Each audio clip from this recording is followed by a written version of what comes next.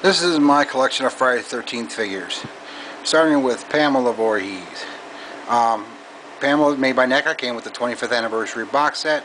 One of the things I wish NECA would have done was give her a little bit of a gray overwash on her sweater and maybe a little bit lighter hair. Would have definitely helped resemblance-wise. It took a little bit of that bright blue out of her sweater. All in all, she's a really good figure. I liked her. But like I said, you know, maybe a little bit blonder hair would have made her a little more like Betsy. We have, again, with the 25th anniversary box set, Sackhead Jason. Awesome figure, awesome figure. I think I like this figure so much probably because I love the movie so much. One of the cool things about it is if you pick up the Hall of Fame version, you could always do a little bit of a repaint and make yourself a Motel Hell figure. Hopefully maybe one day I can con one's customs into making me a pig head for my Hall of Fame one. Moving on to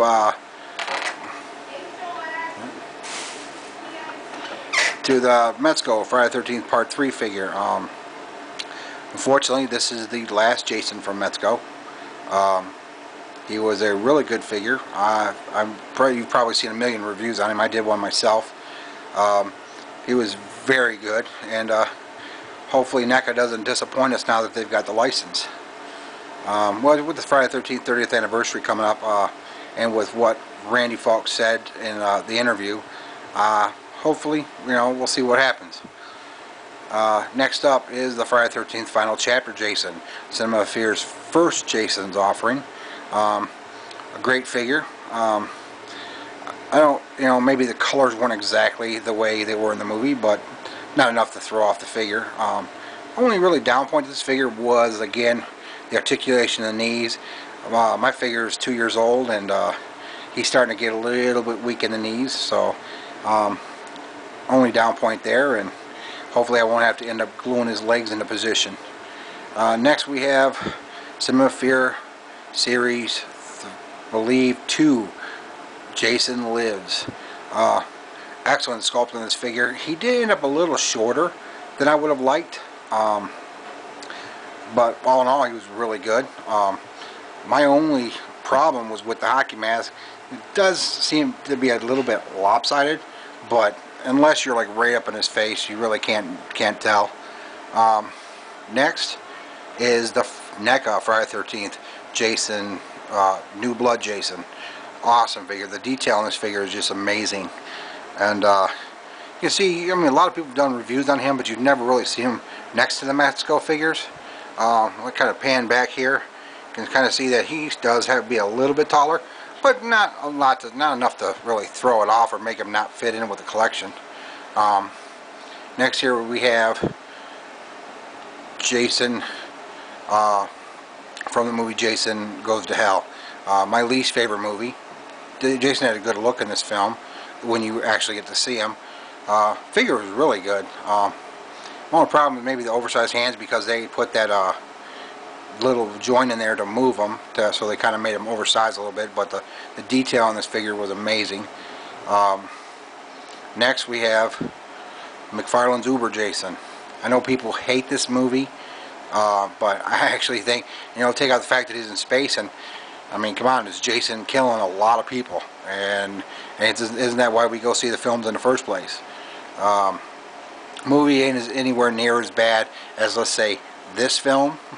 So I mean, when I go see Friday the 13th, I'm going to see Jason. I'm not going to go see, you know, a bunch of actors who can't even play Jason. So Jason X was definitely a step up. I know people don't like it, but I think they get too wrapped up in the space stuff to really appreciate that it was a solid effort. Next we have NECA's Freddy vs. Jason. Again, excellent sculpt. NECA does amazing sculpts on their figures. He is a little bit bigger than the rest of the figures, like the Jason Part 7, but again, you know, a little bit of creative displaying and you never even notice. And he was an awesome figure. And next we have the remake Jason. Metzko did an awesome job on him. I think the only downfall was he didn't have a removable hockey mask, and I think that's pretty much I think it had a lot to do with more or less the what time when he was being released before the film was actually out. So I don't think they wanted people to be able to see his face. I don't think, you know, I don't think they even decided until right before the film come out that they were even going to show his face. So there you have it. You know, from one to the remake. You know, the only ones we're missing is we should have a, you know, we should have a Uber Jason here. Hopefully, get one from NECA that with the hockey mask on. Right here, we're missing a figure. Should be between these two guys, and that's Jason Takes Manhattan.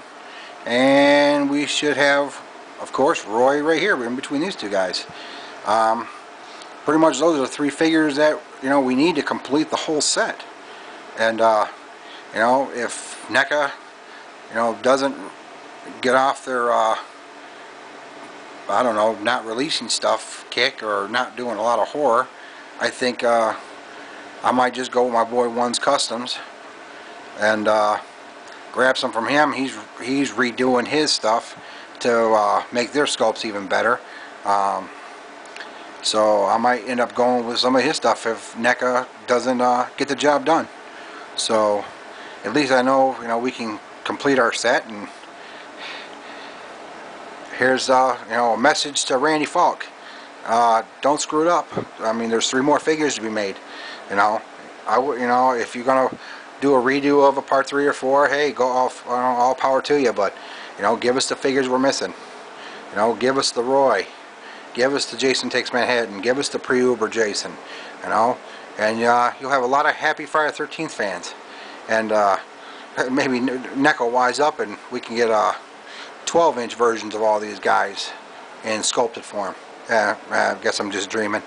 But alright guys, enjoy it, and maybe kind of pan back and give you a good view of all of them. And